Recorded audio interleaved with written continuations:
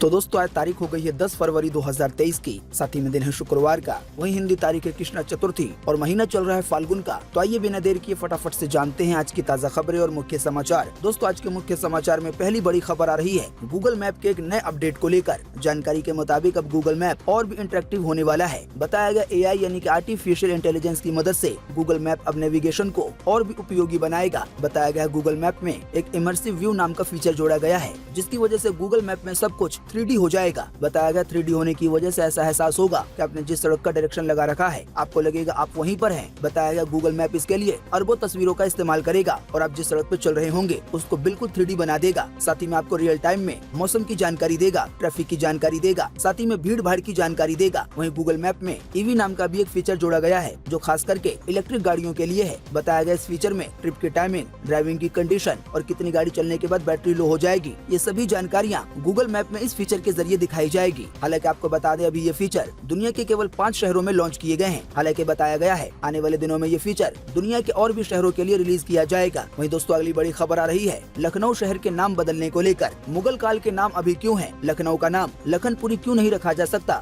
दिल्ली के मुगल गार्डन का नाम भी बदल गया तो लखनऊ का नाम क्यों नहीं बदला जा सकता? आपको बता दें इन सभी बातों को अभी हाल ही में बीते 7 फरवरी 2023 को प्रतापगढ़ के बीजेपी सांसद संगम लाल गुप्ता ने PM नरेंद्र मोदी, अमित शाह और CM योगी आदित्यनाथ को पत्र लिखा है। उनकी मांग है कि लखनऊ का नाम बदलकर लखनपुर या फिर लक्ष्मणपुरी कर दिया जाए। बीजेपी सांसद के इस लेटर के बाद देश भर में एक बहस छिड़ गई है कि क्या लखनऊ का नाम बदलकर लखनपुर किया जा सकता है या नहीं। हालांकि दोस्तों आपको बता दें ये पहली बार नहीं है, बल्कि हर कालखंड में लखनऊ के नाम बदलने को लेकर आवाज उठती रही है। दैनिक भास्कर पे बताया गया है एक हिस्टोरिक सिटी नाम की किताब है जिसमें लिखा गया है कि त्रेता युग में भगवान राम ने अयोध्या से 30 किलोमीटर दूर कौशल राज्य का एक हिस्सा अपने भाई लक्ष्मण को सौंपा था और इसका नाम रखा गया था लक्ष्मणपुरी। बताया गया तब से लेकर यानी कि त्रेता युग से लेकर 1290 सन तक लखनऊ नाम का जिक्र नहीं मिलता है, पर मुगल काल में पहली बार लखनपुर का जिक्र बादशाह अकबर के शासन काल में आया, जब अकबर ने लखनपुर की जागीर बिजनौर के शेख अब्दुल्ला को सौंप दी थी। फिर सन 1775 के बाद नवाब आसफुद्दौला ने लखनपुर की गद्दी संभालते उसका नाम बदलकर किताब के मुताबिक लखनऊ कर दिया। फिर अंग्रेजों के जमाने में ये लखनऊ ही रहा। आजादी के बाद यूपी की सियासत में लखनऊ का जिक्र बार बार आता है, तो इसी की वजह से ये मांग की जा रही है कि लखनऊ का नाम बदलकर लखनपुर या फिर लक्ष्मणपुरी कर दिया जाए। तो दोस्तों इस पूरे मामले पर आपकी पर्सनल राय क्या है? क्या लखनऊ का नाम बदलना चाहिए या नहीं बदलना चाहिए? वीडियो को देखने के बाद आप अपना जवाब इसी वीडियो के नीचे कमेंट बॉक्स में लिख सकते हैं। वहीं दोस्तों अगली बड़ी खबर आ रही है PM मोदी को लेकर। जानकारी के मुताबिक प्रधानमंत्री मोदी ने बीते गुरुवार को राज्यसभा में राष्ट्रपति के अभिभाषण पे जवाब दिया। प्रधानमंत्री की स्पीच शुरू होने से पहले ही विपक्ष ने नारेबाजी शुरू कर दी, जो PM मोदी के 1.5 घंटे के भाषण के दौरान लगातार जारी रही। इस पर फिर PM मोदी बोले कि देश देख रहा है कि एक अकेला कितनों पे भारी पड़ रहा है। नारे बोलने के लिए भी लोग बदलने पड़ रहे हैं, लेकिन मैं अकेला घंटे भर से बोल रहा हूँ। वहीं दोस्तों अगली बड़ी खबर आ रही है महिलाओं के मस्जिद में नमाज पढ़ने को लेकर। जानकारी के मुताबिक all India Muslim personal law board ने सुप्रीम कोर्ट से कहा है कि महिलाएं चाहें तो मस्जिद में जाकर नमाज पढ़ सकती हैं। इस्लाम में महिलाओं के मस्जिदों में नमाज पढ़ने पर कोई मनाही नहीं है, बशर्ते वो पुरुष नमाजियों के बीच या उनके साथ न बैठे। अगर किसी मस्जिद कमेटी ने इसके लिए जगह निर्धारित कर रखी है तो महिलाएं बिल्कुल आसानी से नमाज पढ़ने के लिए मस्जिदों में जा सकती हैं। दोस्तों दरअसल पूरा मामला ये है कि पुणे की एक मुस्लिम महिला और एडवोकेट फरहा अनवर हुसैन शेख ने सन 2020 में सुप्रीम कोर्ट में एक याचिका दायर की थी, जिसमें ये कहा गया था कि मस्जिदों में महिलाओं की एंट्री पे लगी रोक को अवैध घोषित किया जाए, यानी कि महिलाओं को मस्जिदों में जाने दिया जाए। और अब इस बारे में all India Muslim personal law board ने देश के सबसे बड़े कोर्ट सुप्रीम कोर्ट में ये कह दिया है कि महिलाएं अगर चाहें तो वो मस्जिदों में नमाज के लिए जा सकती हैं। वहीं दोस्तों अगली बड़ी खबर आ रही है चिकन मटन खाने वालों के लिए। दोस्तों कुदरत ने ऐसी कई चीजें बनाई है जिसके बारे में हमारा दिमाग समझ नहीं सकता। दोस्तों आज की इस खबर में न्यूज 18 की ओर से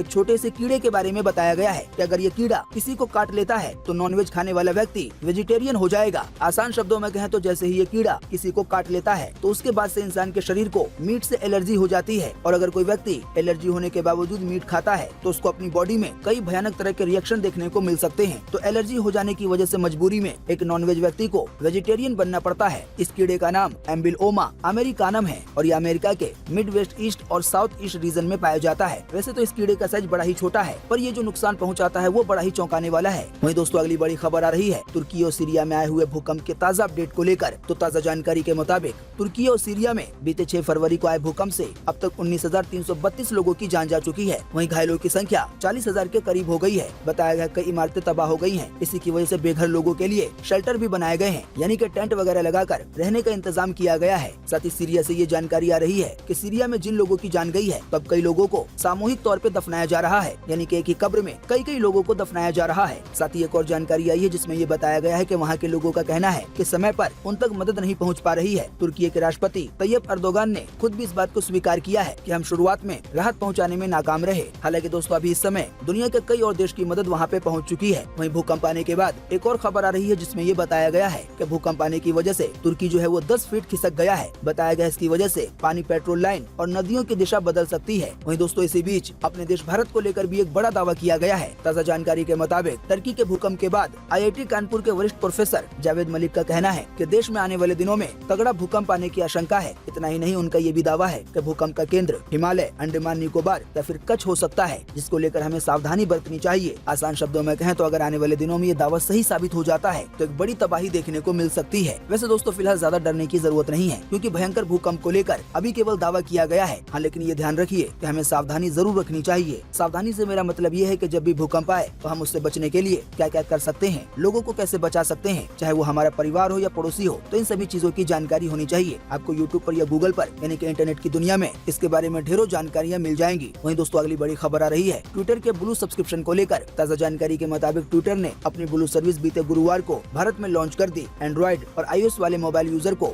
ब्लू सब्सक्रिप्शन के लिए 900 रुपए प्रति महीना चुकाना होगा। वहीं वेब यूजर को ब्लू सब्सक्रिप्शन के लिए 650 रुपए चुकाने होंगे। वहीं अगर वेब यूजर सालाना सब्सक्रिप्शन लेता है तो उसे डिस्काउंट मिलेगा। बताया गया ऐसे यूजर को 7,800 की जगह 6,800 रुपए ही चुकाने होंगे। हालांकि इस साल वाला सब्सक्रिप्शन मोबाइल यूजर के लिए नहीं है। अब अगर ट्विटर ब्लू सब्सक्रिप्शन के फायदे की बात की जाए तो इस सब्सक्रिप्शन में यूजर्स को ट्वीट एडिट करने और 1080 पिक्सल यानी कि HD क्वालिटी में वीडियो अपलोड करने, रीडर मोड और एक ब्लू चेक मार्क मिलेगा, यानी कि आपके नाम के बगल में एक ब्लू टिक लगा हुआ नजर आएगा। बताया गया सामान्य यूजर से 50% कम ऐड दिखाए जाएंगे और ट्विटर में जो नए फीचर आएंगे वो पहले उपलब्ध कराए जाएंगे उन यूजर्स के मुकाबले जिन्होंने ट्विटर का ब्लू सब्सक्रिप्शन नहीं ले रखा होगा। वहीं दोस्तों अगली बड़ी खबर आ रही है अंधेरे में फोन चलाने वालों के लिए। जानकारी के मुताबिक डॉक्टर सुधीर जो हैदराबाद में न्यूरोलॉजिस्ट हैं, उन्होंने ट्विटर पे ये बताया है कि कैसे 30 साल की महिला ने अपनी आंखों को खराब कर लिया स्मार्टफोन को रात के अंधेरे में चला कर। डॉक्टर के अनुसार महिला की आंखों की रोशनी जाने के पीछे का कारण उनका अंधेरे में फोन पे ज्यादा समय बिताना था। बताया गया ये रूटीन और आदत महिला लगभग 1.5 साल से फॉलो कर रही थी। इसी की वजह से महिला की आंखों की रोशनी लगभग चली गई थी। हालांकि उसे दवा वगैरह देकर दोबारा ठीक किया गया और जो स्क्रीन टाइम है यानी कि फोन चलाने का टाइम उसे बहुत ही कम करने के लिए कहा गया। इसी की वजह से फिलहाल अभी वो ठीक है। आसान शब्दों में कहें तो ये बताया गया है कि खास करके अंधेरे में बहुत ज्यादा देर रोजाना फोन चलाने पर आंखों की रोशनी आधे तौर पर या फिर पूरी तरह से जा सकती है। अब यहाँ पे जिस महिला के बारे में बताया गया है उसने समय रहते अपना इलाज करवा लिया, इसी की वजह से उसकी आंखों की रोशनी बच गई। हालांकि बताया गया है अभी भी देश में कई ऐसे लोग हैं जिनका इलाज सही समय पे न होने की वजह से वो इस बीमारी से जूझ रहे हैं। वहीं दोस्तों अगली बड़ी खबर आ रही है महिलाओं को हर महीने 1500 रुपए मिलने को लेकर। जानकारी के मुताबिक सत्ता में आने से पहले कांग्रेस पार्टी ने हिमाचल प्रदेश की जनता को 10 गारंटियों का वादा किया था, जिसमें पहला वादा ओल्ड पेंशन स्कीम जल्दी पूरा कर दिया गया है। बताया गया है हिमाचल प्रदेश की कांग्रेस सरकार ने ये फैसला किया है कि नारी सम्मान योजना के तहत 10,53,021 महिलाओं को अब हर महीने 1500 रुपए दिए जाएंगे। वहीं दोस्तों अगली बड़ी खबर आ रही है सर्वाइकल कैंसर की वैक्सीन को लेकर। जानकारी के मुताबिक सर्वाइकल कैंसर से लड़ने के लिए बनाई गई सीरम इंस्टीट्यूट की सर्वावैक वैक्सीन इस महीने से मार्केट में उपलब्ध हो जाएगी। बताया गया इस वैक्सीन में 2 डोज होंगे। इसकी कीमत 2000 रुपए है। आपको बता दें सर्वाइकल कैंसर के खिलाफ पहले स्वदेशी यानी कि अपने देश में बनाई गई ह्यूमन पेपिलोमा वायरस यानी कि HPV वैक्सीन है और खास बात यह है कि इस वैक्सीन को 9 से 14 साल की लड़कियों को लगाया जाएगा। वहीं दोस्तों अगली बड़ी खबर आ रही है कॉन्डोम फ्री मिलने को लेकर। बताया गया मेडिकल स्टोर से लोगों के सामने कंडोम खरीदने में जिन लोगों को संकोच या हिचकिचाहट होती थी उनके लिए राहत की खबर है। बताया गया अब इसके लिए सरकारी स्वास्थ्य केंद्रों में कंडोम पेटिका यानी कि कंडोम बॉक्स की व्यवस्था की गई है। यहाँ से कभी भी बिल्कुल फ्री में कंडोम प्राप्त किए जा सकते हैं। बताया गया इस नई व्यवस्था से जहाँ एक और लोगों को शर्म और संकोच का सामना नहीं करना पड़ेगा, वहीं जो लोग कंडोम का इस्तेमाल करना चाहते हैं उनको अपनी जेब भी ढीली नहीं करनी होगी। हालांकि आपको बता दें अब ये सुविधा छत्तीसगढ़ के एक अस्पताल से शुरू की गई है। बाकी दोस्तों आप भी इसी वीडियो के नीचे कमेंट बॉक्स में कमेंट करके बताएं कि ऐसी सुविधा देश के और राज्यों या फिर पूरे देश में आनी चाहिए या नहीं। इस पर आपकी पर्सनल राय क्या है? वीडियो को देखने के बाद आप अपना जवाब इसी वीडियो के नीचे कमेंट बॉक्स में लिख सकते हैं। वहीं दोस्तों अगली बड़ी खबर आ रही है अडानी ग्रुप के मामले में हिंडनबर्ग की रिपोर्ट पर सुप्रीम कोर्ट में सुनवाई होने को लेकर। जी हाँ, देश का सबसे बड़ा कोर्ट यानी कि सुप्रीम कोर्ट हिंडनबर्ग रिपोर्ट पर सुनवाई करने के लिए तैयार हो गया है। एडवोकेट विशाल तिवारी की दायर याचिका पर आज शुक्रवार को ही सुनवाई होगी। बताया गया इस याचिका में सुप्रीम कोर्ट के रिटायर्ड जज की निगरानी में एक समिति गठित करने की मांग की गई है ताकि ये समिति ये टीम इस पूरे मामले पे सही से जांच कर सके। जाहिर बात है अगर जांच लेने का फैसला ले लिया जाएगा तो आने वाले दिनों में लोगों के सामने ये बात बिल्कुल खुलकर आ जाएगी कि हिंडनबर्ग ने अडानी ग्रुप पे जो आरोप लगाए हैं मनी लॉन्ड्रिंग को लेकर या फिर शेयरों में छेड़छाड़ करने को लेकर यानी कि मैनिपुलेट करने को लेकर, तो वो सही है या नहीं। दोस्तों अडानी ग्रुप को लेकर एक और खबर आ रही है जिसमें ये बताया गया है कि हिमाचल प्रदेश में अडानी ग्रुप के हुए व्यापारिक प्रतिष्ठानों पर बीते बुधवार को state excise and taxation department ने रेड की है। इन टीमों ने हिमाचल में अडानी विल्मर ग्रुप के स्टोरों पर कार्रवाई की। सूत्रों की माने तो एक्साइज महकमे की टीमों ने गोदाम में स्टॉक का जायजा लिया। बताया जा रहा है जांच में टैक्स लायबिलिटी का कैश में भुगतान न करना संदेहजनक है। बताया गया काफी देर रात तक गोदामों में दस्तावेजों की जांच चलती रही। वहीं दोस्तों अडानी के मामले में एक और खबर आ रही है। जानकारी के मुताबिक अडानी ग्रुप और हिंडनबर्ग की रिपोर्ट को लेकर कांग्रेस पार्टी ने संसद से सड़क तक विरोध प्रदर्शन किया। यूथ कांग्रेस ने बीते गुरुवार को दिल्ली में शास्त्री भवन के बाहर प्रदर्शन किया। प्रदर्शन कर रहे कांग्रेस कार्यकर्ताओं ने यूथ कांग्रेस अध्यक्ष बीवी श्रीनिवास की अगुवाई में जमकर नारेबाजी की। इसी दौरान मोदी सरकार के खिलाफ भी नारेबाजी की गई। वहीं प्रदर्शन करने की वजह से कई कार्यकर्ताओं को हिरासत में भी लिया गया।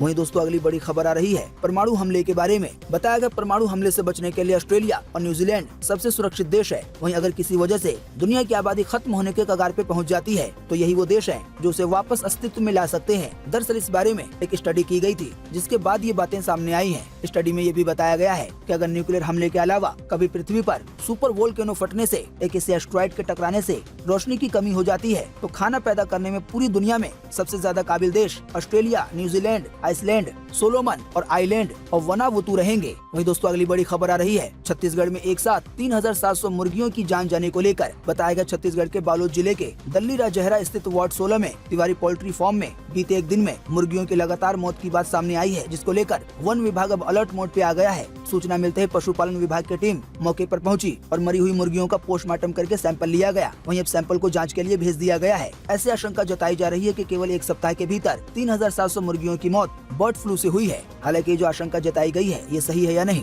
इसका पूरी तरह से खुलासा जांच की रिपोर्ट आने के बाद पता चलेगा। बाकी दोस्तों अगर आने वाले दिनों में बर्ड फ्लू की आशंका सही साबित हो जाती है और ये धीरे धीरे और ज्यादा फैल जाती है तो फिर जो चिकन का मीट है उसके बेचने पर भी बैन लग सकता है। आपको बता दें इससे पहले कई बार देश के कई हिस्सों में ऐसा हो चुका है क्योंकि बर्ड फ्लू वाले मुर्गे का मीट खाने की वजह से कई तरह की हानि देखने को मिल सकती है। वहीं दोस्तों अगली बड़ी खबर आ रही है चैट जीपीटी को लेकर। दोस्तों ओपन एआई कंपनी का आर्टिफिशियल इंटेलिजेंस से चलने वाला चैटबॉट यानी कि चैट जीपीटी आने के बाद से ही ये यूजर्स का फेवरेट बना हुआ है। दुनिया भर के यूजर्स के बीच इसकी पॉपुलैरिटी का अंदाजा इसी बात से लगाया जा सकता है कि बेंगलुरु के कई कॉलेजों में अब इस पर रोक लगाने की बात हो रही है। बेंगलुरु के आरवी यूनिवर्सिटी ने इस पर बैन लगा भी दिया है। असल में बात यह है कि चैट जीपीटी कई तरह के सवालों का हल बिल्कुल आसानी से दे देता है, चाहे आपको कोई ऐसे लिखवाना हो कि कितना भी कॉम्प्लेक्स कैलकुलेशन हो। ओपन आई कंपनी का ये आर्टिफिशियल इंटेलिजेंस पे आधारित बिल्कुल आसानी से हल दे देता है। आपको बता दें बेंगलुरु के अलावा भी दुनिया के और कई शहरों में छात्रों के लिए इस पर बैन लगाया गया है और ये कहा गया है कि छात्रों को बिगाड़ रहा है। जाहिर बात है अगर छात्र कोई भी चीज बिना पढ़े उसमें पास हो जाएंगे इसकी मदद से तो आने वाले दिनों में वो चीज छात्रों को फायदा नहीं देगी। वहीं दोस्तों अगली बड़ी खबर आ रही है आने वाले 14 फरवरी को काऊ हक डे मनाने को लेकर। ताजा जानकारी के मुताबिक animal welfare board of India ने 14 फरवरी को हक काऊ डे मनाने की अपील की है, यानी कि गायों को गले लगाने वाला दिन मनाने की घोषणा की है और लोगों से इसके बारे में अपील की है। साथ ही कहा गया है बोर्ड की तरफ से हम सब जानते हैं हम गाय को माँ की तरह व्यवहार के कारण कामधेनु और गौ माता भी कहते हैं। कुल मिलाकर आसान शब्दों में कहें तो आने वाले 14 फरवरी को देश भर में काऊ हक डे मनाया जाएगा। वहीं दोस्तों अगली बड़ी खबर आ रही है मुंबई से सफाई वाले रोबोट को लेकर। जानकारी के मुताबिक बीएमसी मुंबई में खुले नालों की सफाई के लिए अब आधुनिक तकनीक का सहारा लिया जाएगा। बताया गया इसके लिए रोबोटिक मल्टीपर्पज एक्सक्वेटर मशीन का इस्तेमाल किया जाएगा। बताया गया इस आधुनिक रोबोट मशीन पर करीब 8 करोड़ रुपए खर्च किए जाएंगे। बीएमसी के एक अधिकारी ने बताया है कि मानसून के दौरान पानी की तेजी से निकासी के लिए पानी की लाइन और बड़े नाले हैं। बीएमसी के सभी विभाग कार्यालयों की मांग के अनुसार बरसात के पानी की निकासी वाली लाइनों को साफ सफाई के लिए विभिन्न प्रकार के संयंत्र उपलब्ध कराए जाते हैं। आसान शब्दों में कहें तो बारिश के मौसम में मुंबई में नाले में पानी भर जाने की वजह से या फिर गंदगी की वजह से जो भी परेशानी आती है उनमें से कई परेशानियों को ये रोबोट वाली मशीन हल करेगी।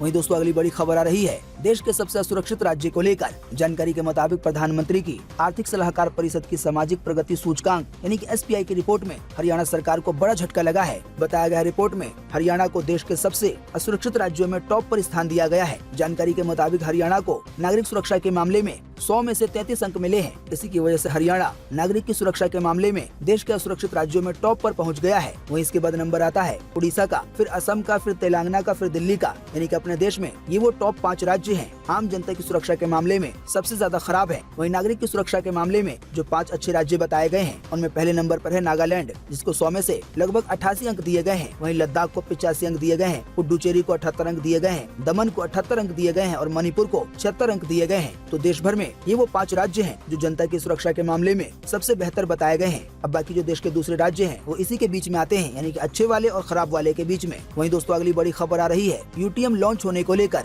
जानकारी के मुताबिक केंद्रीय परिवहन मंत्री नितिन गडकरी ने बीते बुधवार को स्काई यूटीएम लॉन्च किया। इसे दुनिया की अत्याधुनिक मानव रहित यातायात प्रबंधन प्रणाली बताया जा रहा है और प्रतिदिन 96,000 उड़ानें संभालने में सक्षम है। दोस्तों अगर आप नहीं जानते हैं कि यूटीएम क्या होता है तो आपको आसान शब्दों में बता दें कि ये भारत का अपनी तरह का पहला और एकमात्र drone aerial traffic management platform है। बाकी आसान शब्दों में कहें तो यूटीएम नाम का जो सिस्टम लॉन्च किया गया है ये ड्रोन की उड़ानों को, बाकी इसके अलावा जो और उड़ानें होती हैं उसको मैनेज करने में, यानी कि जो एयर ट्रैफिक होता है उसको मैनेज करने में ये पहले की मशीनों के मुकाबले काफी ज्यादा एडवांस है। और सबसे अच्छी बात यह है कि ये भारत द्वारा बनाया गया सिस्टम है। वहीं दोस्तों अगली बड़ी खबर आ रही है रॉ के एजेंट ब्लैक टाइगर को लेकर। जानकारी के मुताबिक रॉ अफसर रविंद्र कौशिक के जीवन पर बॉलीवुड फिल्म बनने जा रही है, जिसका डायरेक्शन फेमस डायरेक्शन अनुराग बसु करेंगे। फिल्म का नाम द ब्लैक टाइगर है। बताया गया ये फिल्म रविंद्र कौशिक के जीवन और देश के प्रति उनके योगदान पर आधारित होने वाली है। हालांकि अभी तक मेकर्स ने फिल्म की कास्ट को लेकर, यानी कि फिल्म में रॉ अफसर रविंद्र कौशिक का रोल कौन निभाएगा, इसकी अनाउंसमेंट नहीं की है। बताया गया रॉ अफसर रविंद्र कौशिक 8 साल तक पाकिस्तानी सेना में मेजर बने रहे और वहाँ के लोगों को पता भी नहीं चला। साथ ही बताया गया रविंद्र कौशिक को टाइगर का नाम इंदिरा गांधी ने दिया था। वहीं दोस्तों अगली बड़ी खबर आ रही है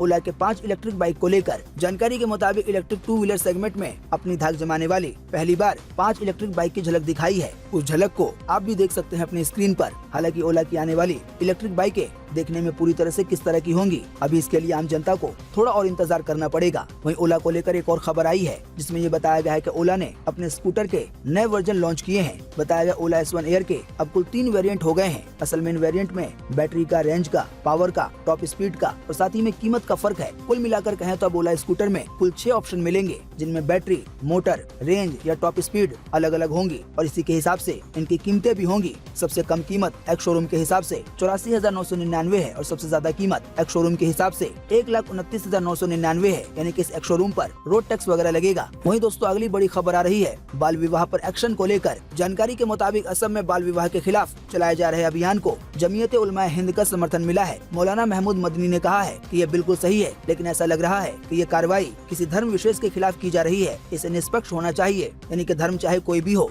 बाल अवस्था में यानी कि बच्चे में ही किसी की शादी की जाती है तो उस पर कार्रवाई होनी चाहिए। दोस्तों अगर आप नहीं जानते हैं तो आपको बता दें असम में इसके खिलाफ एक तगड़ा अभियान चलाया जा रहा है और इसी की वजह से असम में 2000 से ज्यादा लोगों को गिरफ्तार किया गया है, जिन पर आरोप है कि उन्होंने बाल विवाह किया है, यानी कि जो उनकी पत्नियां हैं उनकी उम्र 18 साल से कम है। वहीं दोस्तों अगली बड़ी खबर आ रही है मेड पे अत्याचार करने वाली दंपत्ति को लेकर। जानकारी के मुताबिक हरियाणा के गुरुग्राम में 13 साल की मेड पर, यानी कि 13 साल की एक बच्ची पर गर्म चिमटे से दागने, साथ ही में पीटने व भूखा रखने की खबर सामने आने के बाद आरोपी पति पत्नी दोनों को उनकी कंपनी ने नौकरी से निकाल दिया है। आरोपी Manish Khattar max life insurance और उसकी पत्नी कमलजीत कौर एक पीआर कंपनी में काम करती थी। आरोपी मनीष की कंपनी मैक्स लाइफ इंश्योरेंस ने कहा है कि वो हर समय नैतिक और नैतिक आचरण के उच्च स्तर को बनाए रखने में विश्वास करते हैं। इसी की वजह से कंपनी ने ऐसे जालिम लोगों को नौकरी से निकाल दिया है जो एक 13 साल की बच्ची पे जुल्म कर रहे थे और यातनाएं देकर काम करवा रहे थे। और अभी हाल ही में तो हद हो गई कि इस दंपत्ति ने 13 साल की बच्ची को, जिसे मेड के तौर पर रखा हुआ था, उसको चिमटे से ही दाग दिया। चिमटे से दागने की वजह से बच्ची की जो खाल है वो कई जगह से उखड़ गई थी। बाकी इन पति पत्नी की तस्वीर आप अपनी स्क्रीन पर देख सकते हैं। वहीं दोस्तों अगली बड़ी खबर आ रही है श्रीदेवी के जीवन पे लिखी गई बायोपिक को लेकर। दिवंगत सुपरस्टार श्रीदेवी के जीवन पर बायोग्राफी लिखी गई है। बताया गया उनके निधन के करीब 5 साल के बाद ये किताब लॉन्च होने जा रही है। इस बायोग्राफी का नाम, यानी कि किताब का नाम श्रीदेवी द लेजेंड रखा गया है, जिसे श्रीदेवी के पति बोनी कपूर लॉन्च करेंगे। बताया गया ये किताब इसी साल रिलीज होगी। वहीं दोस्तों अगली बड़ी खबर आ रही है केंद्र सरकार के एक बड़े फैसले को लेकर। जानकारी के मुताबिक आतंकवाद और नक्सलवाद पर लगाम कसने की दिशा में केंद्र सरकार एक और बड़ा फैसला लेने जा रही है। बताया गया इसके तहत आतंकवादियों और नक्सलियों को वित्तीय मदद करने वालों का उनकी संपत्ति से मालिकाना हक खत्म किया जा रहा है। इससे आतंकवाद और नक्सलवाद से जुड़े लोगों के परिजन भी उनकी संपत्ति नहीं बेच सकेंगे। आसान शब्दों में कहें तो ये कहा गया है जो लोग आतंकवादियों की मदद करेंगे या नक्सलियों की मदद करेंगे पैसों के तौर पर, तो उनकी संपत्ति को ऐसा बना दिया जाएगा कि उनका मालिकाना हक उनकी अपनी संपत्ति से खत्म हो जाएगा और उनके जो परिवार वाले हैं वो भी उस संपत्ति को बेच नहीं पाएंगे। बताया गया इसका सबसे ज्यादा असर जम्मू कश्मीर, छत्तीसगढ़, आंध्र प्रदेश, महाराष्ट्र और पूर्व उत्तर के राज्यों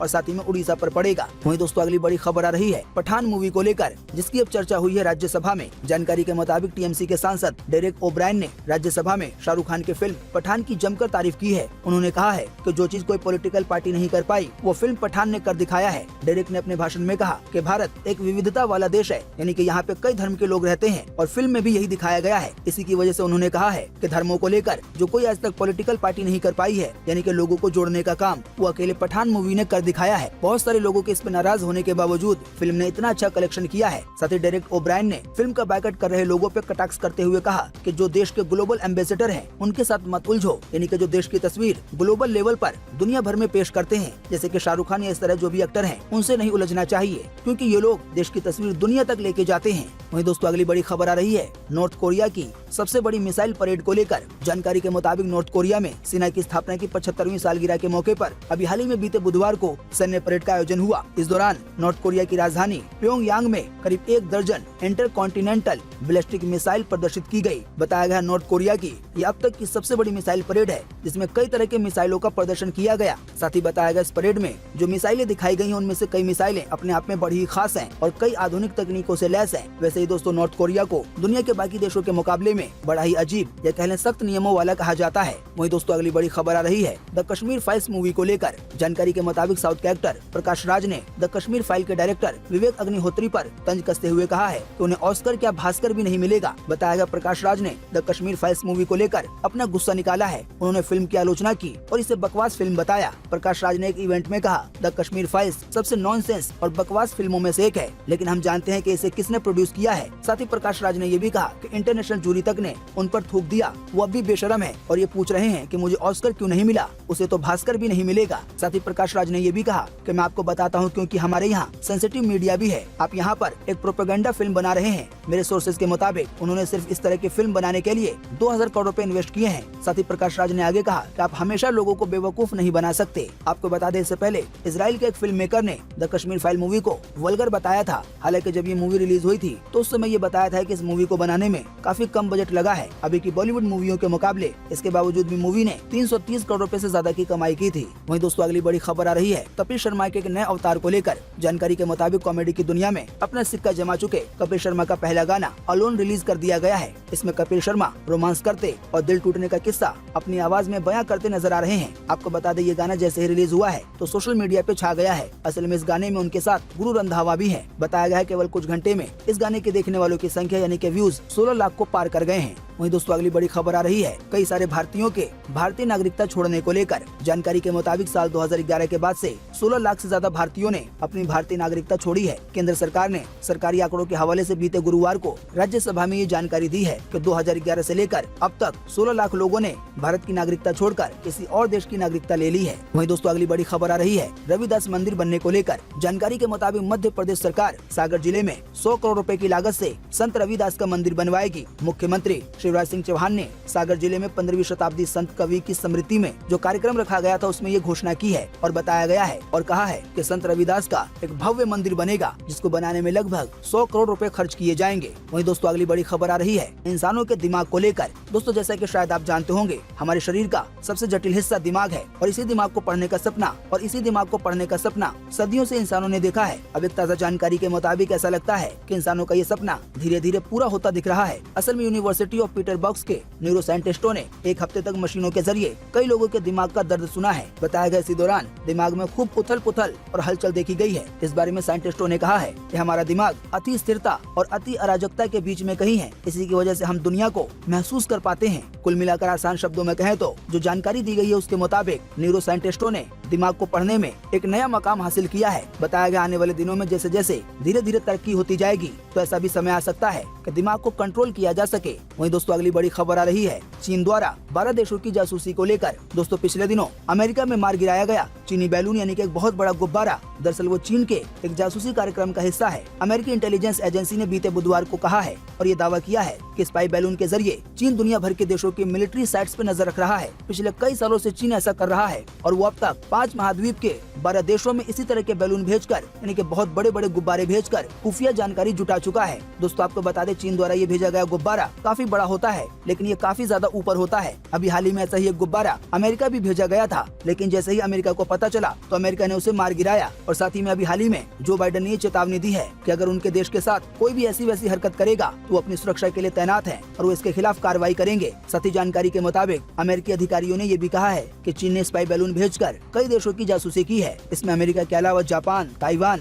यहाँ तक कि अपना भारत देश भी शामिल है। वहीं दोस्तों अगली बड़ी खबर आ रही है राम रहीम को लेकर। दोस्तों आपको बता दें, साध्वी से यौन शोषण और 2 कत्ल के केस में उम्र कैद की सजा भुगत रहा राम रहीम उत्तर प्रदेश के बागपत स्थित बरनावा आश्रम में अभी रह रहा है पैरोल पर और वो इस दौरान अभी रोजाना ही ऑनलाइन सत्संग कर रहा है। अब जानकारी के मुताबिक उसने बीते रोज के सत्संग में साइंस को चुनौती दी है। राम रहीम ने कहा है कि डॉक्टर ये कहते हैं कि स्पर्म ओवरफ्लो हो जाता है तो फिर बच्चा क्यों नहीं होता। साथ ही में राम रहीम ने सवाल पूछा, वैज्ञानिकों ने क्या इजाद किया है। असल में राम रहीम से ब्रह्मचर्य को लेकर सवाल पूछा गया था, इनके गर्भ में जो बच्चा होता है और जो मर्दों का स्पर्म होता है उसे लेकर। कुल मिलाकर आसान शब्दों में कहें तो राम रहीम ने अपनी जानकारी के तौर पर साइंस को ही चुनौती दी है और कहा है कि डॉक्टर ये कहते हैं कि स्पर्म ओवरफ्लो हो जाता है तो बच्चा फिर ओवरफ्लो क्यों नहीं होता। वहीं दोस्तों अगली बड़ी खबर आ रही है भारतीयों को जल्द अमेरिका का वीजा मिलने को लेकर। बताया गया अमेरिकी सरकार ने प्रेसिडेंशियल कमीशन की सिफारिशें लागू कर दी हैं। बताया गया इन सिफारिशों के लागू होने से अमेरिकी दूतावास में वीजा बैकलॉग खत्म होगी और लोगों को जल्द अमेरिका वीजा मिल सकेगा। दोस्तों आपको बता दें, भारत समेत कई देशों में अमेरिका के वीजा के लिए लंबा इंतजार करना पड़ रहा है। खासकर कोरोना महामारी के बाद जब से अमेरिका ने कोरोना प्रतिबंधों में छूट दी है, तब से भारत से अमेरिका जाने वाले लोगों की संख्या में जबरदस्त उछाल देखने को मिला है, जिसकी वजह से अमेरिकी दूतावासों में वीजा इंटरव्यू के लिए लंबी वेटिंग है और कई जगह तो ये इंतजार 800 दिन तक बढ़ गया है। वहीं दोस्तों अगली बड़ी खबर आ रही है लोन पे ब्याज दरों के बढ़ने को लेकर। दोस्तों हमने आपको बीते रोज के मुख्य समाचार में बताया था कि भारतीय रिजर्व बैंक ने यानी कि आरबीआई ने रेपो रेट में 0.25% की बढ़ोतरी की है। अब रेपो रेट बढ़ने के बाद बैंकों ने भी MCLR को बढ़ाना शुरू कर दिया है, यानी कि जो लोन की ब्याज दरें हैं उसमें बढ़ोतरी करना शुरू कर दी है। जानकारी के मुताबिक इसी कड़ी में बैंक ऑफ बड़ौदा ने 5 बेसिस पॉइंट की बढ़ोतरी की है, यानी कि 0.05% की। बताया गया इसकी वजह से अब बैंक ऑफ बड़ौदा से पहले के मुकाबले लोन लेना महंगा हो जाएगा। बाकी दोस्तों अब ज्यादा जानकारी के लिए बैंक ऑफ बड़ौदा की जो ऑफिशियल वेबसाइट है उसे विजिट कर सकते हैं या सीधे ब्रांच में जा सकते हैं। वहीं दोस्तों अगली बड़ी खबर आ रही है राजस्थान की सरकार को लेकर। ताजा जानकारी के मुताबिक राजस्थान के वन विभाग के कर्मचारियों ने सरकार के खिलाफ आर पार की लड़ाई का ऐलान कर दिया है। बताया गया 15 सूत्री मांग को लेकर अनिश्चितकालीन धरने पे बैठे कर्मचारियों ने बीते रोज से प्रदेश के राष्ट्रीय उद्यानों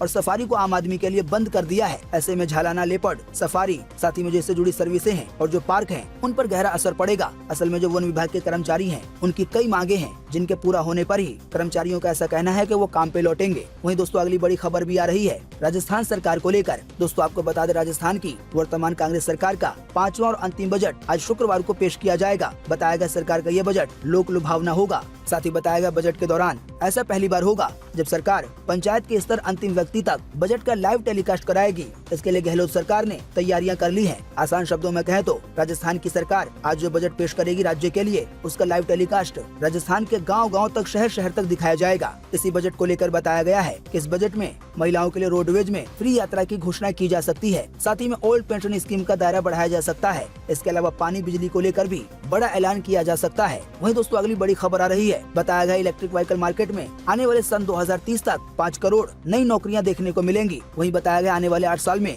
देश भर में इलेक्ट्रिक वाहनों की संख्या 1 करोड़ को पार कर जाएगी। जाहिर बात है, इसी की वजह से जो इलेक्ट्रिक गाड़ियों का मार्केट है वो बढ़ जाएगा और इसमें नौकरियां भी बढ़ेंगी। वहीं दोस्तों अगली बड़ी खबर आ रही है केरल के ट्रांसजेंडर कपल को लेकर। बताया गया केरल के ट्रांसजेंडर कपल के घर बीते बुधवार को बच्चे का जन्म हुआ है। कोझिकोड में एक सरकारी अस्पताल में सुबह 9 बजे एक पुरुष ट्रांसजेंडर ने, जिसका नाम जहाद है, उसने ऑपरेशन के जरिए बच्चे को जन्म दिया है। बताया गया जहाद की पार्टनर है जिया पावल, जो पहले एक मर्द थी और वो बाद में महिला ट्रांसजेंडर बन गई। वहीं जहाद पहले एक महिला थी और वो बाद में पुरुष ट्रांसजेंडर बन गई और अब ऐसा पहली बार हुआ है कि एक पुरुष ट्रांसजेंडर ने बच्चे को जन्म दिया हो। वहीं दोस्तों अगली बड़ी खबर आ रही है गूगल के चैटबॉट बार्ड को लेकर। बताया गया गूगल को अपने चैटबॉट बार्ड रिवील करने के बाद नुकसान का सामना करना पड़ रहा है। इसके चलते बीते बुधवार को गूगल की पेरेंट कंपनी अल्फाबेट के शेयर में भारी गिरावट देखी गई है। असल में चैट जीपीटी के मुकाबले गूगल अपना चैटबॉट लेकर आया है, जिसे नाम दिया गया है बार्ड। अभी हाल ही में एक प्रमोशनल वीडियो में गूगल का चैटबॉट, जो कि आर्टिफिशियल इंटेलिजेंस पे आधारित है, उससे ये सवाल किया गया कि एक 9 साल के बच्चे को जेम्स वेब स्पेस टेलीस्कोप की नई खोज के बारे में क्या बताना चाहिए। तो इसके बारे में बार्ड ने 3 हिस्सों में यानी कि 3 बिंदुओं में जवाब दिया।